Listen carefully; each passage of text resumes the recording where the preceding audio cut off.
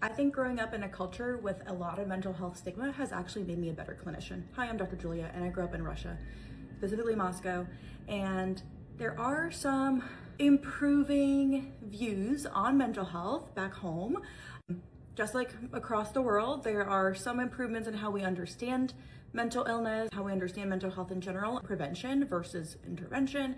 As I was growing up, psychology was not something that was widely talked about. Mental health was quite stigmatized. It was kept fairly hush-hush, and there's just not a lot of information about it. There's a lot of historical reasons for that, cultural reasons, and I think now working in Texas, it actually helps me really understand where patients are coming from, especially parents or maybe older teenagers who grew up maybe in a culture or environment that was not very mental health focused.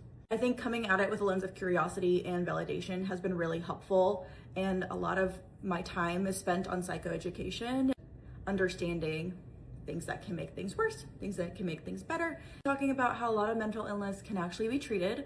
There are things that we can do to help support. It is not a reflection of inner strength or reflection of you as a person. It does not mean you're weak. I think those ideas of masculinity in particular are quite prevalent in Russia, and so it has been interesting to see how that comes up in a variety of different populations here in Texas. Talking about it very openly, I have found that it makes it much more helpful rather than being like, why would you think that's so outdated? That's not very helpful. And it took me some time to also untangle the biases that I have, right? When I came to college in the US, I had no idea or had very little idea about psychology and evidence-based care. And I think even though the stigma is improving across the world, there's still not necessarily evidence-based practices widely available. So there are some providers now in Russia who are providing evidence-based care, especially CBT, but there is kind of a delay between the research that's happening here in the United States and then it getting transferred there.